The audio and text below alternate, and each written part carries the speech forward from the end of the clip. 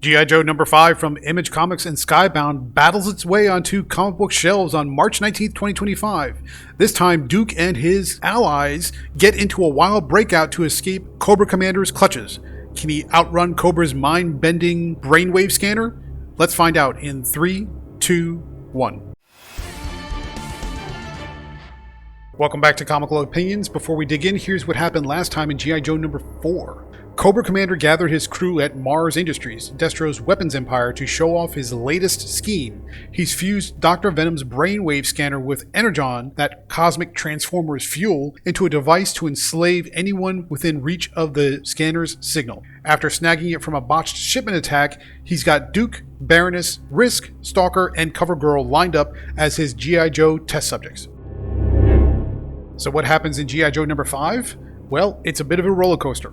Duke's tossed into Cobra's lair, taking a brutal pounding from Mercer while Destro looks on. He taunts Mercer to finish the job, but Destro's after secrets, namely, how did the Joes sniff out the scanner heist? When Duke clams up, Destro turns to Baroness, threatening to torture her just as savagely, if not more so. Out of nowhere, Duke shouts, "Hit it!" banking on Clutch being close by with a plan. And, magically he is.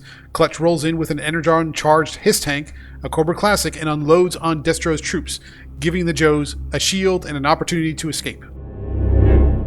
But of course, it's not that easy. Destro's forces fire back, crippling the tank with a missile barrage, pinning the Joes behind the wreck. What's their next move? A desperate charge through armed guards to reach an exit. Somehow, magically, it works. They take down the line and pile into a chopper. Destro tails him in a Fang Flyer, but the issue ends with Cobra Commander testing his mind control rig on a strapped-down victim, while Duke hangs back for a surprise attack against the Commander. What does my gut tell me about G.I. Joe number 5? It's got lots of firefights, and it keeps you entertained through pure energy and action. I mean, who doesn't love a good Joe-Cobra clash? But the big escape? It's a big stretch, unless you buy the fact that Destro's crew misses every single shot they take at the Joes who are charging them unarmed. I'm torn because it's thrilling on the one hand, but at the same time, it's incredibly hard to swallow. Let's check in with the art, which is also a double-edged sword.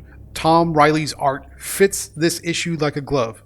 The figures, the gear, the costumes, it's all crisp and lively with action that flows smooth as silk. But here's the catch. Again, and I've said this on pretty much every review prior to this one, Jordi Belair's colors are a muddy mess. All browns and grays in this issue, practically speaking. There's no vibrancy, no pop, no visual interest. It's like they thought military means drab. It looks solid, it's just not eye-popping, and it's almost ugly on a few pages. Let's talk about the pros and cons, starting with what's great about G.I. Joe number 5. If you're into Joes dodging Cobra's attacks, this issue basically delivers. Joshua Williamson ramps up the tension with a scrappy breakout that gets your adrenaline pumping. It's a classic setup, and it's done decently enough, at least at a high level. So the cons and what's not great about G.I. Joe number 5. Having a good story at a high level is fine, but the devil's in the details. Two things stand out as pretty significant flaws in this issue. First, Duke guessing Clutch is ready to roll, that's a really big leap. It's too convenient to feel real, and so the believability factor and the suspension of disbelief just pulls you out because it doesn't exist. Second, the Joes charging armed guards with nothing but fists and winning a clean fight, there's just no way that's going to happen. Cobra's got Energon lasers, and not one Joe drops or is injured in any significant way. It's fun if you don't think too hard, but it's really, really shaky writing. Either Williamson's winging it, or he figures we won't care. Unfortunately, for him, and for us, we do care. If we look at the continuity of where this issue sits, other than the mention and use of Energon, are there any Transformers in G.I. Joe number 5? No. It's a sure bet that this G.I. Joe series, not to be confused with a Real American Hero, will formally interact with Transformers at some point, but the details and dates of that crossover have yet to be announced. We'll let you know when it happens, but as of right now, all we know is it's coming eventually.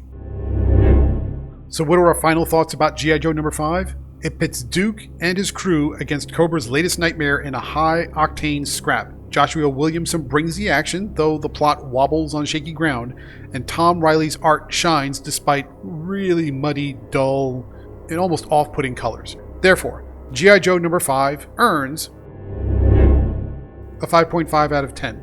Leave a thumbs up if you thought this review was helpful, and tell me in the comments, what's your fix for this escape? How would you have done it better? We're moving into the era of launching our Fix It newsletter, if you aren't already aware. And so if you want to know how we would fix comics and do that as a monthly exercise with your suggestions in mind, let us know in the comments section how you would do it. So thank you very much for joining, and stay tuned through the outro for more reviews just like this one.